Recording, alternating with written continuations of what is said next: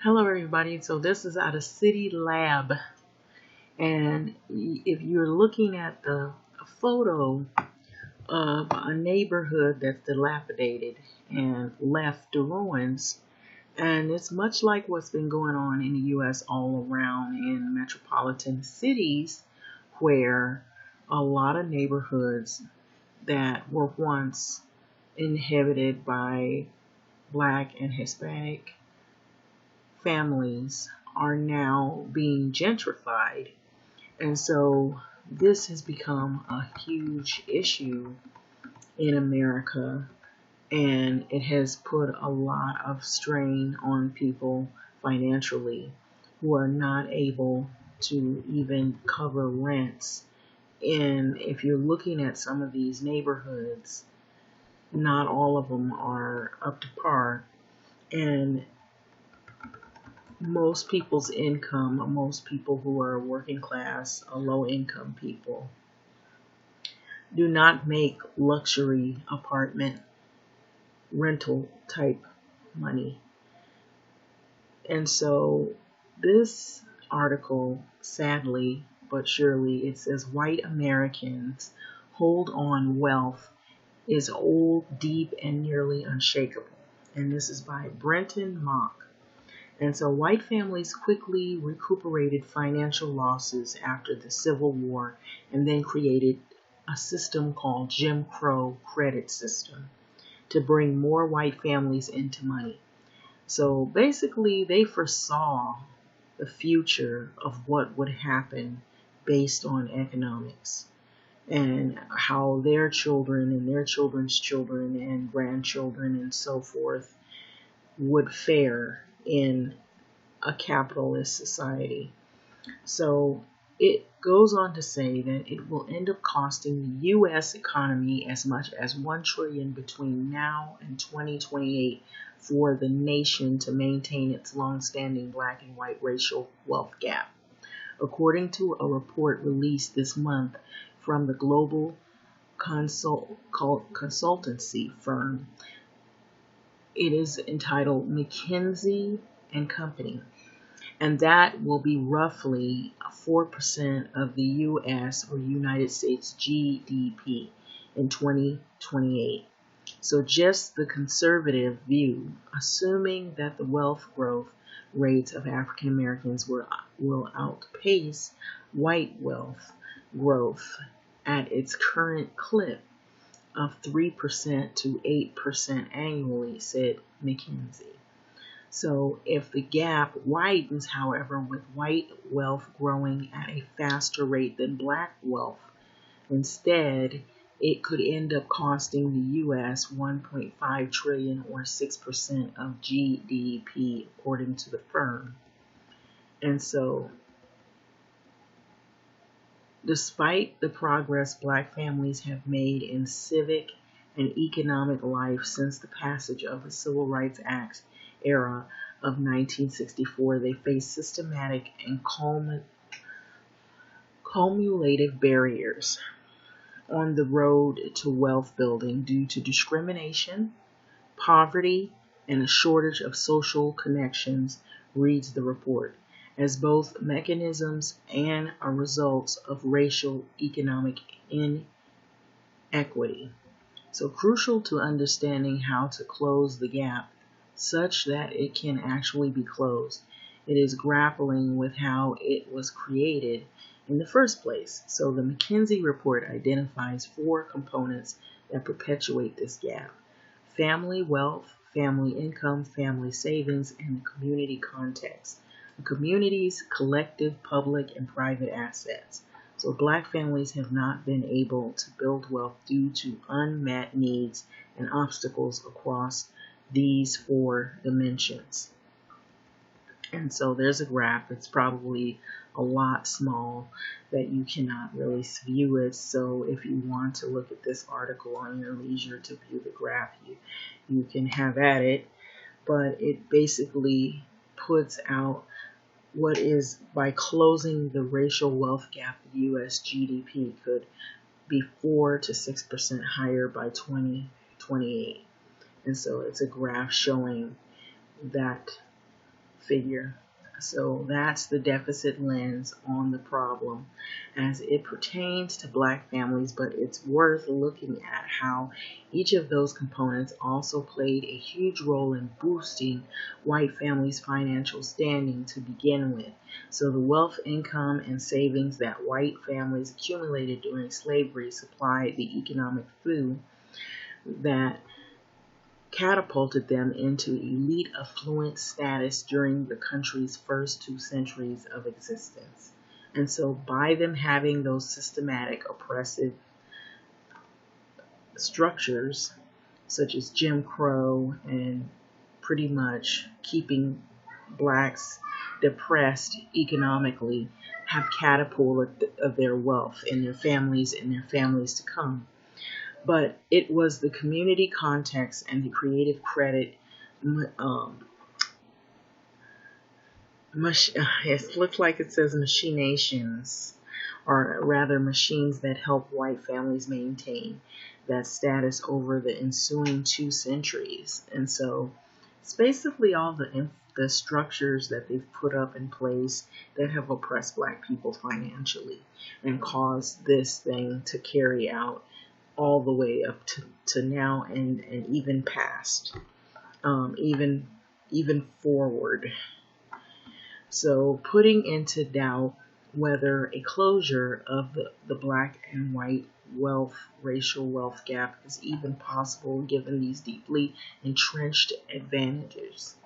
So community context and connection. So a study of the transfer of wealth from the southern slaveholding families to their children helps explain how these advantages came about. So strikingly, the inheritance of actual material profits from the slavery-based economy isn't the culprit, some suppose.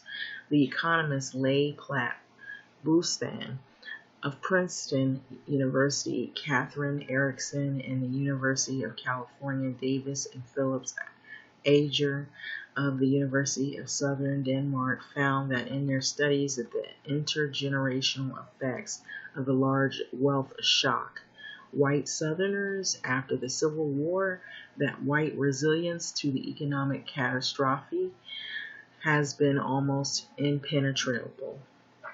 So, according to the study, the largest slaveholding families in the South took a huge hit after the Civil War. So, a 38% drop at a medium and a 75% loss among the top wealthiest families between 1860 and a peak year for slavery profits in the year of 1870. But by the year of 1880, many of the sons of the families had already recovered that wealth. By the 1900s, the sons of the richest slaveholders had not only financially recovered, but they were more wealthier than the sons of the families who were just as wealthy before the Civil War, but from mostly non-slaveholding assets as activities. And so it took just one generation for white slaveholding families to regain their riches. And this rebound was not due to the inheritance of slavery profits. Much of that was devoured by the war, emancipation, and regressive productivity in the South after the war. So nor was the recovery owed to an inheritance in entrepreneurial skills, which the study ruled out because of the drastic transition of the economy from agriculture-based to industrial-based. So the Southern dollar rally might have had something to do with those slaveholders, sons marrying into wealthier families, but most of the wealth recovered by slaveholders' children came from occupations-based earnings. So most likely explanation for the restoration of their wealth, according to the study, is the role of the social networks in facilitating employment opportunities and access to credit, or in other words, community context. So the wealthy slaveholding families were cozy enough with their wealthy families who weren't totally in the slavery business to leverage their relationship into preservation of their elite status. So we think that the most likely explanation for the rapid recovery of slaveholders' sons is the slaveholding families were embedded in social networks that facilitated, adjusted the wartime losses, reads the study. So one critical adjustment facilitated in the respect was credit, which was surprising in the light of the fact that slave collateral formed the basis for nearly all Southern credit relations and was completely wiped out after emancipation. So also wiped out were, in some cases, the land and plantations themselves, which were the final major appreciable assets that some former slaveholding families possessed after the war. So the study examines General William T. Sherman's March to the Sea and his Special Field Order Number 15, which directed Union troops to destroy and confiscate Confederate family homes, businesses, properties along the Carolina and Georgia coast. So the households targeted and toppled by Sherman's troops lost considerable wealth on top of losing their slaveholding assets.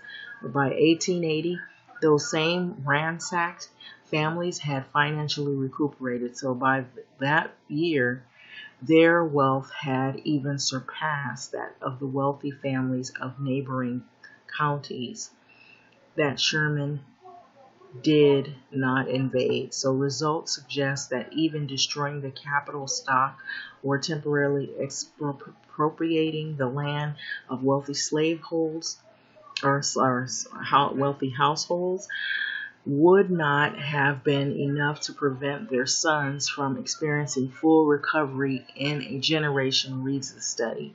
So the coastal families achieved recovery through the same means that their white former slaveholding families achieved it throughout the South, via their connections to the commandeering capital and the finance in the post-Civil War milieu. Slaveholding families' pre-war material resources wealth did not ultimately affect their children's futures co-inupens, and neither did the advantages stop with their sons. By 1940, even the grandsons of the former slaveholders were doing better than similarly situated non-slaveholding families, such as by the graduating from high school and college, fairly uncommon to in the South at the time, and settling securely into a white-collar job. So Jim Crow credit, that was in the 1940s, where also that period when white families were able to further enhance their wealth prospects through new credit and finance instruments created as part of the New Deal, is what it was called. And so at this point, white families and farm owners were taking advantage of loans created at what was called the Federal Housing Administration and the Farm Security Administration to leverage their way into wealth. So whereas before the Civil War, mortgages and credit were collateralized on the backs of enslaved Africans as properties or proprieties. By the 1940s, white families could obtain mortgages and credit collateralized by the land, houses, and farms, and they didn't have to come from wealthy families or be wealthy themselves to obtain this financing. So African American farmers and families, meanwhile, were unable to establish the wealth that the former slaveholder or holding families were re-establishing, nor were they able to access the FHA and FSA loans at the same rates as whites. And so the Atlantic Van Newkirk describes in his story that the great land robbery, how black farmers lost their land and farms during this time period, while most of the black land loss appears on its face to have been though legal mechanisms, the tax sale, the partition, sale and the foreclosure, it mainly stems from illegal pressures, including discrimination in federal and state programs, swindles by lawyers and speculators, unlawful denials of private loans, and even outright acts of violence or intimidation. So, discriminatory loan servicing and loan denial by white-controlled farmers, home administration, and agricultural stabilization and conservation services committees forced black families into foreclosure, after which their property could be purchased by wealthy landowners, almost all of them whom were white. And so, University of California, Irvine School of Law professor Mercer Barbara Dendran. Okay, so I may not have said that. She calls this the Jim Crow credit, is what it was called, era. And so the banking industry began green-lighting on low-cost loans for white families, fully insured by the federal government in case that those loans ever went into default. And so African American families, on the other hand, were often passed over for these same loans and redlined into racially and economically segregated ghettos, and where housing conditions were of the far lesser quality. And so this financial apartheid was not limited, and that's what we're going through, a financial apartheid. It has never ended in the U.S. when it comes to black households.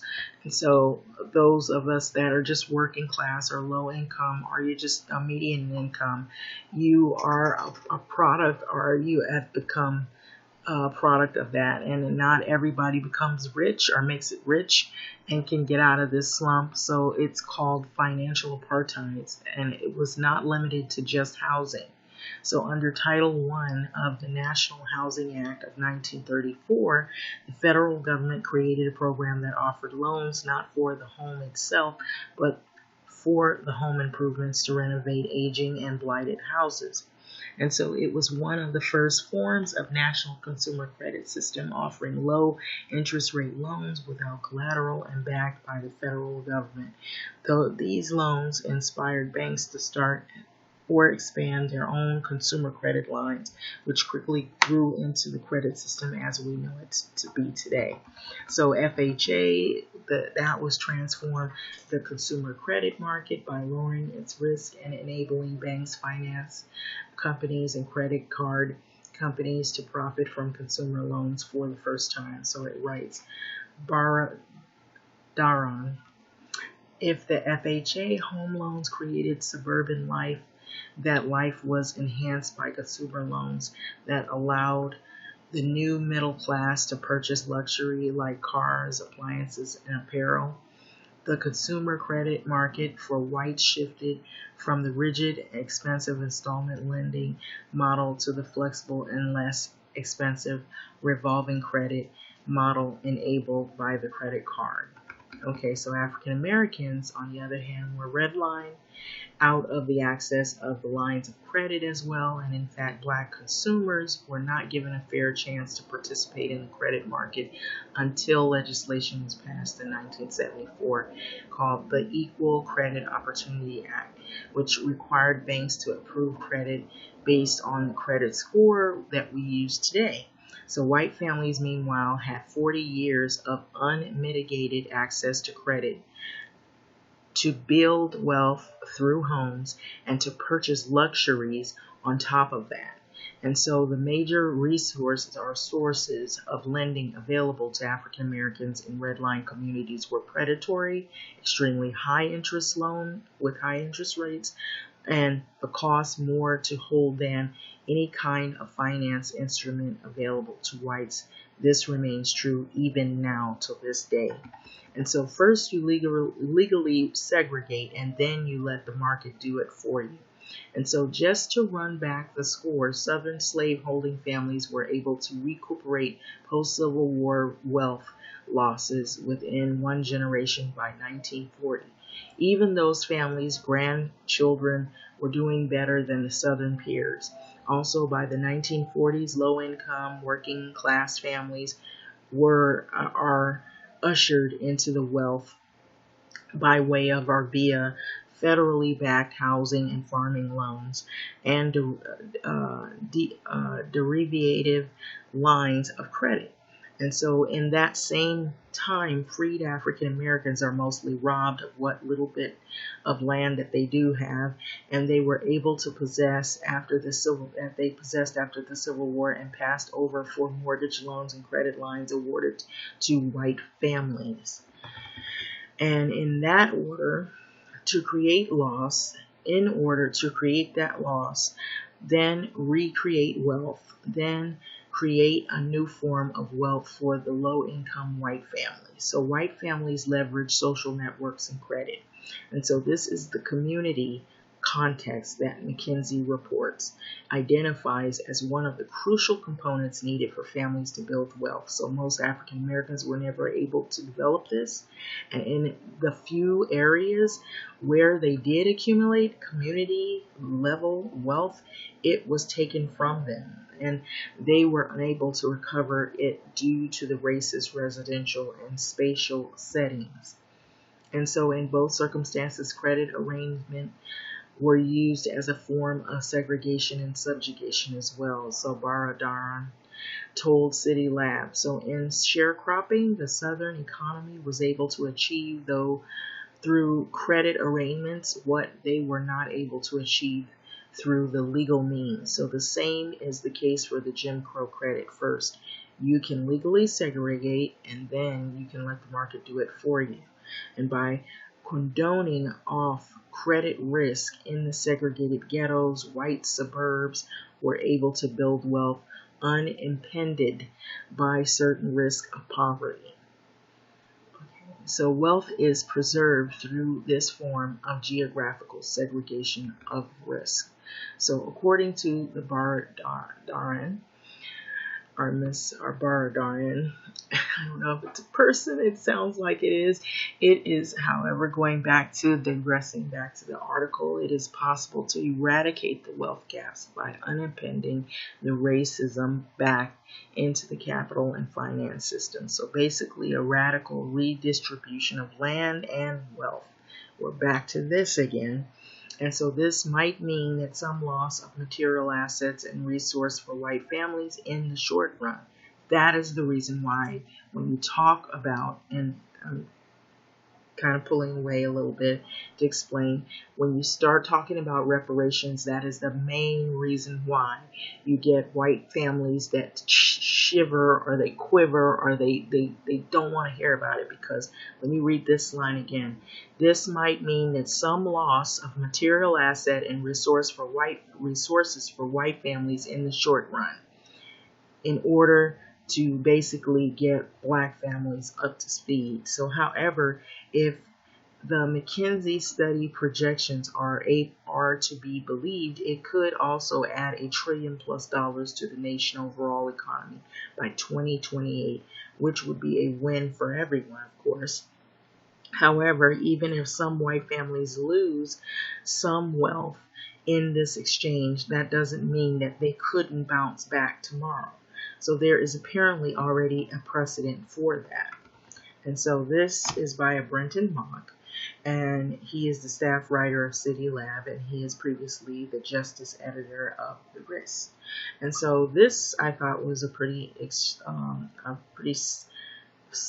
great article that points out the wealth gap issue, and then it chronologically goes through what has caused a lot of the wealth gap between white families' income versus black family income, and what we're going through even as of today, where now a lot of minority people, if you want to say, or people of color and black families are actually hurting when it comes to this gentrification, these luxury condos and these high rises and the high price rent that don't really welcome in families and usher in family type income.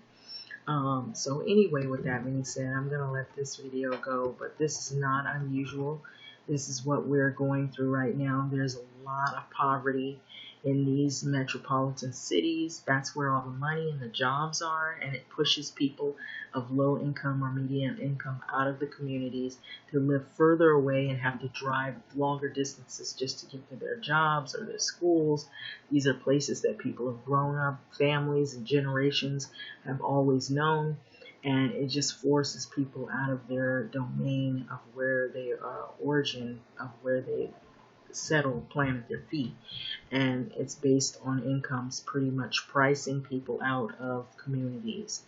And so it has caused a lot of problems. It has not gotten any better. If you look at Los Angeles, you look at cities that are neighboring outside of the Los Angeles in California areas, you look at San Francisco, if you look at even other states like New York, if you look at Atlanta, some parts, if you look at Los Angeles and downtown Skid Row, if you look at some of these places, Seattle, there are some other places where you'll find tent cities.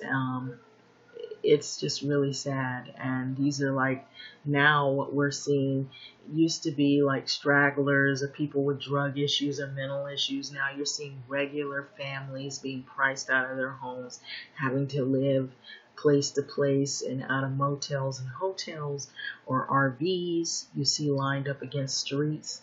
If you come to Los Angeles, you will find tents, you will find homeless people, and it is growing, and it is like that in other cities, other metropolitan cities, and people who remain unscathed are usually these individuals that have had access to wealth because of family inheritance, and it has been passed on generation after generation, and they hold on to it with a great passion of